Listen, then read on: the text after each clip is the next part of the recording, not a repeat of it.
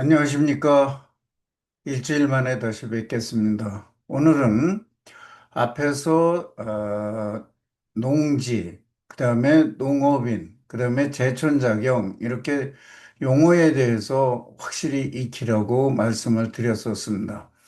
오늘은 이제 농지 투자를 처음 한다고 그러면 뭐 여러 가지 방법들이 있겠지만 일반적인 매매라든가 뭐 이런 데 있어서는 농지 취득 자격 증명이라는 것이 있습니다. 그래서 이것이 농지 투자를 할 때 있어서는 가장 중요한 부분이기 때문에 이 부분에 대해서 말씀을 드리고자 합니다.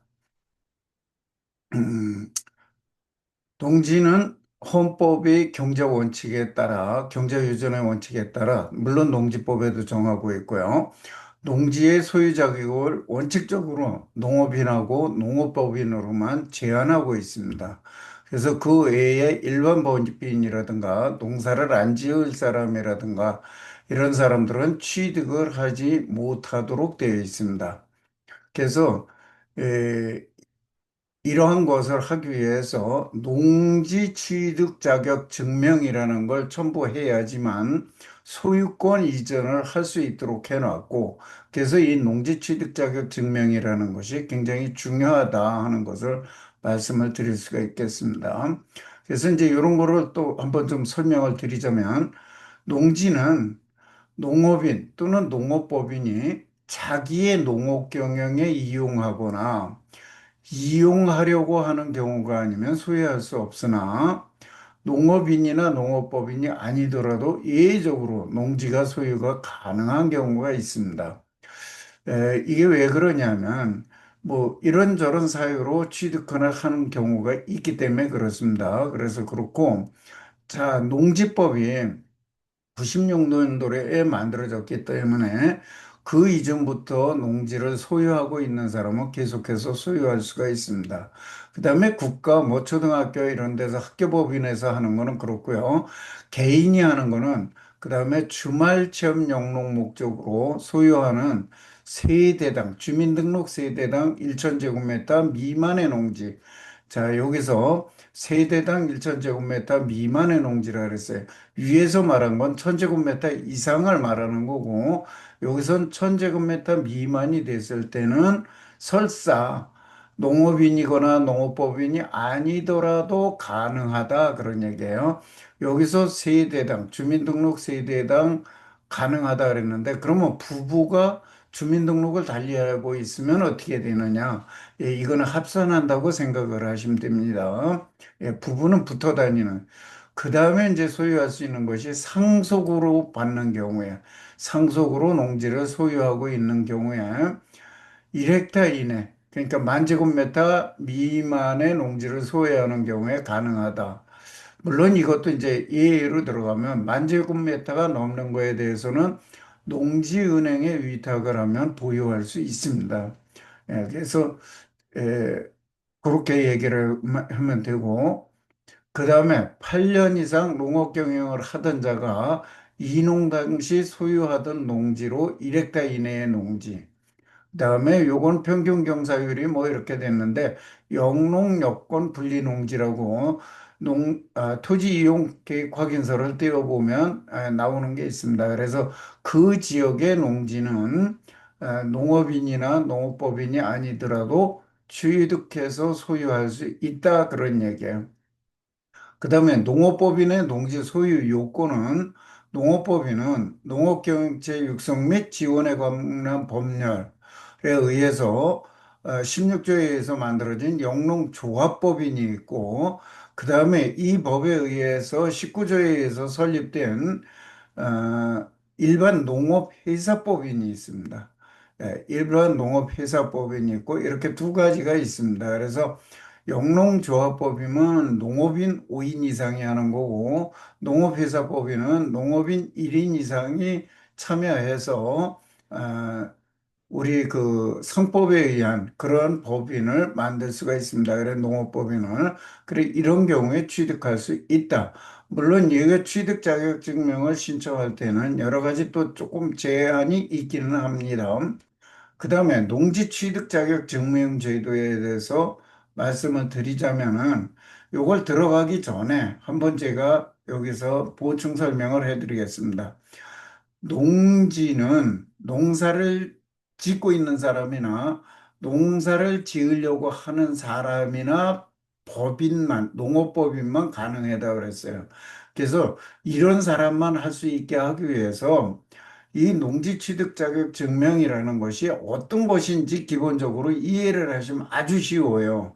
많은 분들이 이게 왜 안 되느냐고 막 이러거든요. 자, 이거는 앞에 얘기한 이런 조건을 충족해야 되는데, 그래서 농지를 취득할 수 있는 자격이 있는지 없는지를 심사 판단해서 발급하는 증명이에요. 행정기관에서. 그래서 이렇게 해서 해주면 그 증명서를 소유권 이전 서류에 첨부를 해서 등기소에다가 등기 신청을 하면 아, 이건 행정기관에서 이 사람은 농지를 소유해도 된다고 인정을 해준, 그러니까 증명을 해준 서류가 있기 때문에 소유권이 이전되는 겁니다. 그래서 요것만 명확하게 이해를 하시면 돼요. 농지를 취득할 수 있는 자격이 있는지 없는지를 심사 판단해서 발급해주는 증명서다. 이것만 이해하시면 되는 겁니다. 그 다음에 내가 거기에 되는지 안 되는지 조금씩 생각해 보시면 돼요. 그래서 이거는 어떤 때 하느냐. 농지 매수인이 농지 소유 자격하고 소유 상한을 확인 심사. 예, 확인 심사. 그래서 적격자에게만 농지를 취득할 수 있도록 허용함으로써 비농업인, 농사를 안 질 사람이나 투기적으로 농지를 소유하려고 하거나 이런 사람이 소유하는 것을 방지하기 위해서 헌법상 경제유전 원칙을 실현하기 위해 도입한 제도다. 그래서 농지를 취득하려는 자는 농지 소재지 시구 읍면에 농업경영객서와 농지 취득 자격 증명 신청서를 작성 제출해서 영농의사와 능력을 인정을 받으면 거주지에 관계없이 농지 취득 자격증명을 발급받아 농지가 취득 가능하다 이런 얘기예요. 그래서 일반적으로는 통상 7일이 소요되고 에, 노, 농업경계획서 또는 주말체계서를 첨부해서 신청을 하는데 주말철 영농은 4일 이내고 농지 심의를 받아야 되는 농지위원회 심의를 받아야 되는 경우에는 14일 정도가 소요가 됩니다. 그래서 이제 이런 것들은 기일은 우리가 뭐 보통 계약하고 잔금하는 사이에들 하기 때문에 기일은 충분할 텐데 정말 내가 자격이 되는지 이런 부분은 좀 생각해 보고 하실 필요가 있다. 그런 거를 말씀을 드리고 그다음에 그 뭐 이런 것들을 할 수 있고 토지거래 허가 구역내 농지 취득 또 관내 거주자의 농지 신규 취득 3인 이상이 공유로 농지 취득 농업법인 외국인 또는 국적 동포 이런 사람이 하는 경우에는 이 농지위원회 심의 대상이다. 그런 얘기예요. 그래서 이것이 뭐 심의 대상인지 아닌지 이것까지 일반인이 알고 굳이 할 필요는 없어요. 내가 이걸 작성해서 내면 한 주말 점용 4일 그렇지 않으면 7일 이내에 나오고 그렇지 않으면 14일까지 걸려서 나온다 생각을 하시면 돼요. 그다음에 농지 취득 증명을 발급받지 않고 농지를 취득할 수 있는 경우가 있습니다. 이 경우는 일반적으로 일반인들이 많이 할 수 있는 건 상속으로 농지를 취득하는 경우에는 이걸 안 받습니다. 농지증을 안 받습니다. 그다음에 농업법인이 합병 공유농지의 분할 이런 거를 하는 경우 이렇게 해서 취득하게 되는 경우도 안 받습니다. 물론 이거는 개인들도 마찬가지고요. 담보농지를 취득하는 경우인데 이건 뭐 개인들하고는 상관없으니까 그렇고 그다음에 농지정용 협의를 마친 도시지역 안의 주거상업 공업지역 그다음에 도시계획시설 예정지로 지정 또는 결정된 농지를 취득하는 경우에도 농취증을 안 받아도 된다 그런 얘기예요. 농지적 협의나 허가를 받았더라도 주거 상호 공업 지역이 아닌 그 외의 지역이라면 농지증을 받아야 합니다. 예, 이 주거 상호 공업 지역이나 예정지로 지정 결정된 지역에 있는 경우를 안 받는다는 거예요. 그다음에 계획관리 지역에 지구 단위 계획구역을 지정하고 농지가 있는 경우, 이 경우에도 농지증을 안 받는다. 그다음에 도시지역의 녹지지역 및 개발제한구역 농지로서 개발행위의 허가를 받거나 토지용증 변경을 받은 농지를 취득하는 경우에도 안 받는다. 하지만은 대부분의 지역에서 받고 있습니다. 녹지지역은 개발제한구역도 마찬가지고. 예, 그래서 이 부분은 집단적으로 또 도시계획시설 같은 걸로 했을 경우에는 안 받습니다만은 개인적들이 하는 경우에는 받고 있습니다. 현실에서는. 이런 부분들을 좀 참고해서 보시고 이것도 이제 세부적으로 농지증은 세부적으로 들어가서 보시게 되면은 농지증 발급을 세부적으로 들어가서 보시게 되면은 세부적으로 또 사사건건이 굉장히 많이 여러 가지가 좀 달라집니다. 그래서 그런 부분들은 이제 조금 들어가서 더 보셔야 되는 부분이고, 아, 아까도 앞에서 우리가 제촌 작용을 얘기할 때도 했지만, 농지법에서는 영농의사 이런 거를 보는 거지 거주지 관계가 없습니다. 그러나 어, 제촌 작용할 때 세법에서는 거주지 제한이 있다 그랬어요. 그 다음에 실질적으로는 거주지가 너무 멀고 작물이 타당하지 않으면 그러니까 재배하는 작물이 타당하지 않으면 이런 거주지 제한이 없다 하더라도 안 나고 있다. 그래서 상식적으로 생각을 하시면 됩니다. 쉽게 말해서 서울에 사시는 분이 충청도나 전라도의 농지를 1000제곱미터를 사가지고 여기서 논농사를 지으려고 그런다. 또는 채소 농사를 지으려고 한다. 이거는 사실상, 뭐라 그럴까요?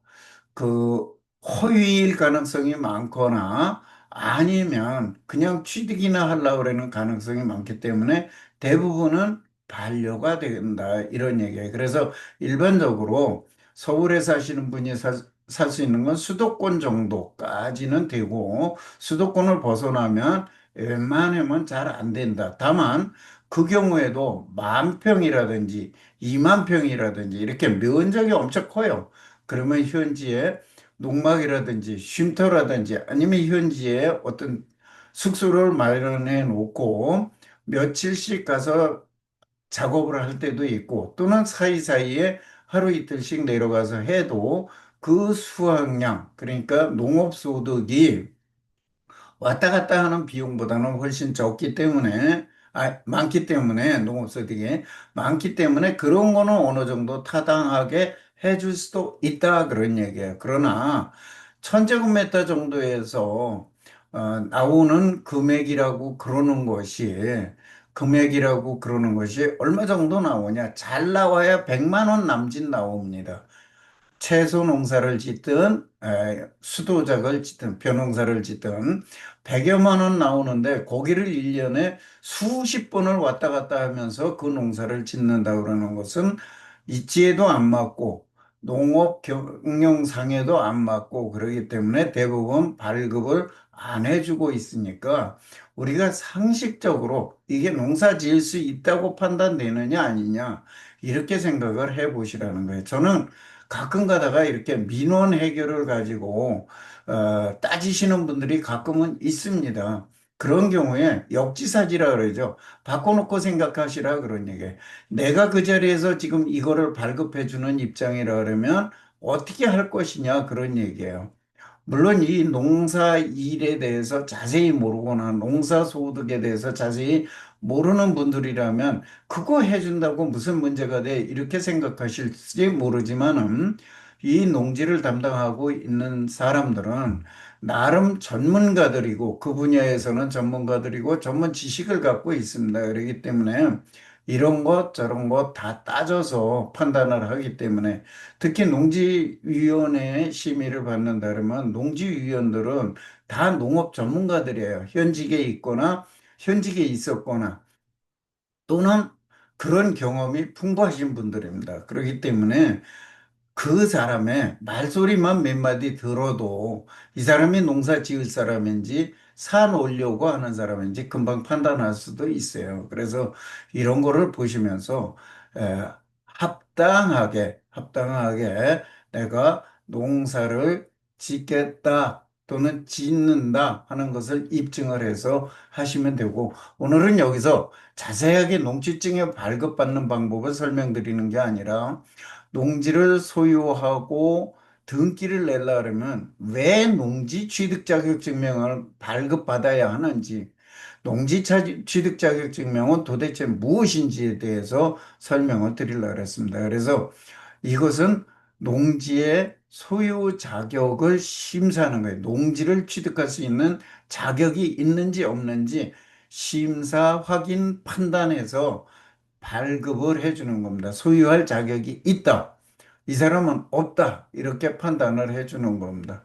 물론 이게 100% 신이 아닌 이상 100% 맞지는 않아요. 예, 그렇지만은 어느 정도 전문성을 가지고 있는 분들이 판단하는 것이기 때문에 대부분은 여러 가지 상황을 고려해서 판단하는 것이기 때문에 그렇게 불합리하게 판단을 하거나 이렇지는 않기 때문에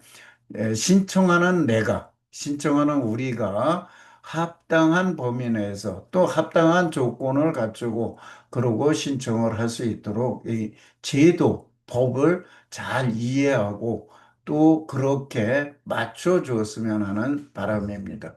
오늘은 농지의 소유하고 농지 취득 자격 증명 제도에 대해서 말씀을 드렸습니다. 여러분의 성공 투자를 기원합니다.